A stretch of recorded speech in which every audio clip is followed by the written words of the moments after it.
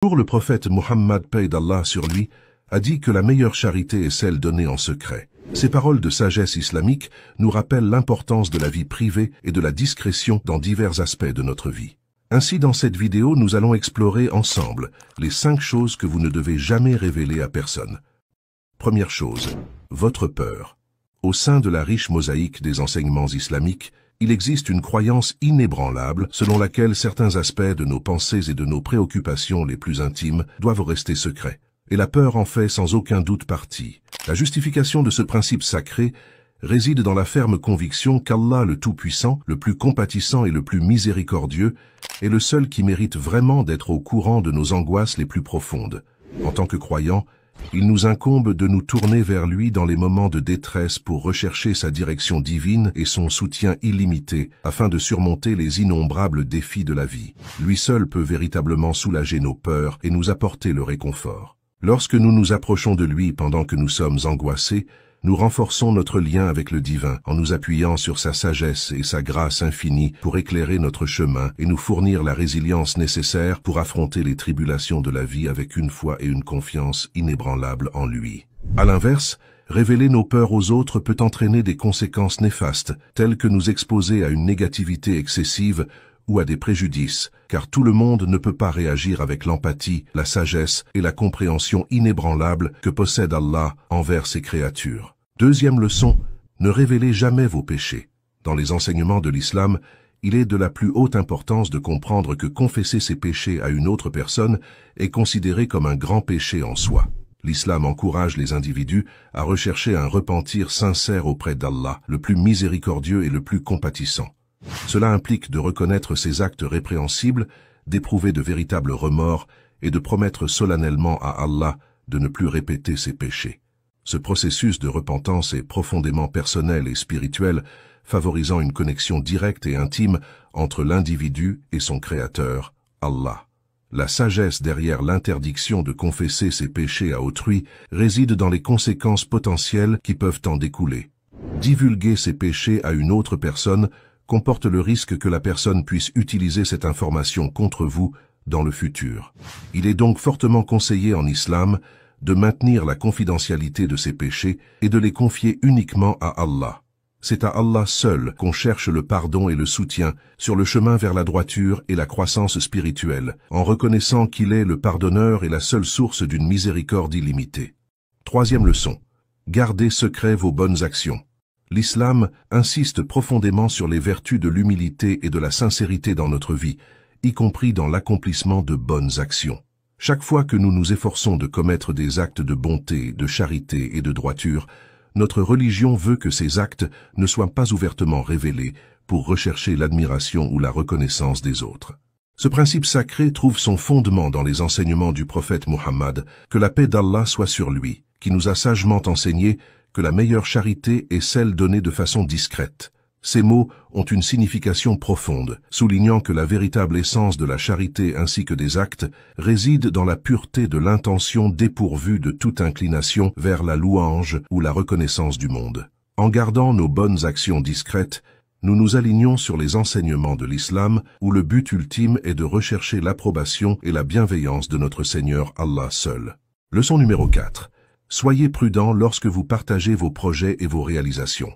Dans le cadre des enseignements islamiques, ce principe exhorte les musulmans à faire preuve d'une discrétion méticuleuse lorsqu'il s'agit de divulguer leurs projets et leurs réalisations aux autres.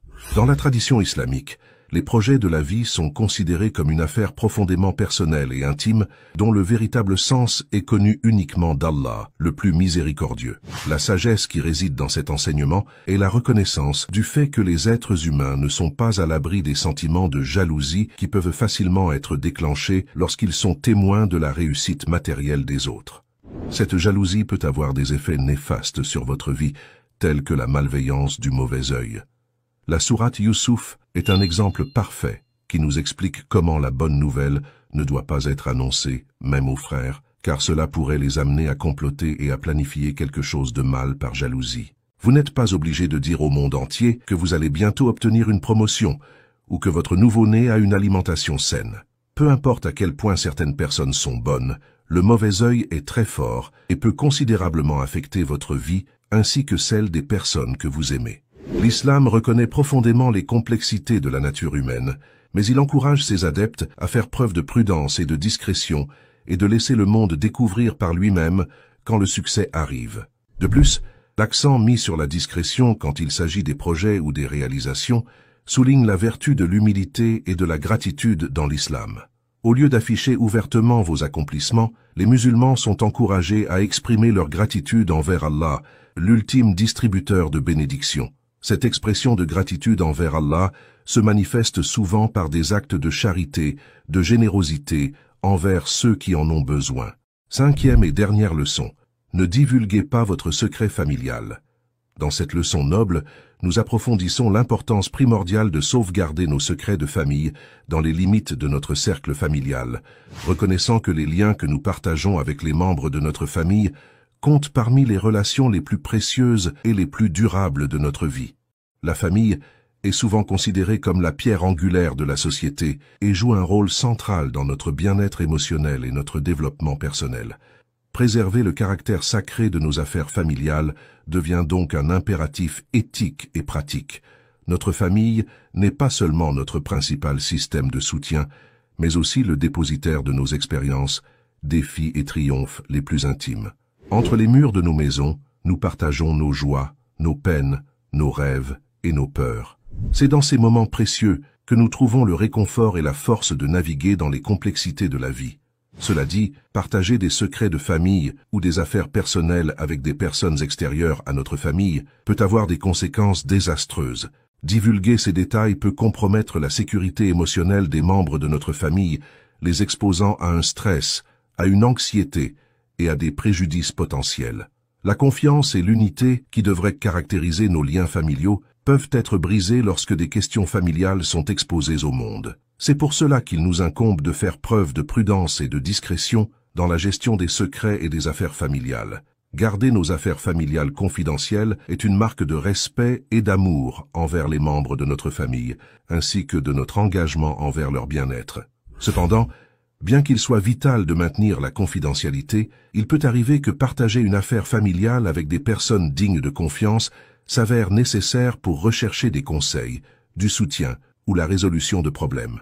Dans ce cas, il est essentiel de faire preuve de discernement et de s'assurer que les personnes vers qui nous nous tournons sont vraiment crédibles et ne peuvent pas nous trahir. Pour conclure, l'islam met fortement l'accent sur le maintien de l'intimité et de l'humilité dans divers aspects de la vie. Les 5 points que nous venons d'aborder dans cette vidéo soulignent l'importance de garder certaines choses entre soi et Allah. Qu'il s'agisse de peur, de péché, de bonnes actions, de rêves, de secrets de famille ou de projets, les enseignements islamiques encouragent les individus à se confier au Créateur seul, à rechercher le repentir et à maintenir un sentiment de modestie.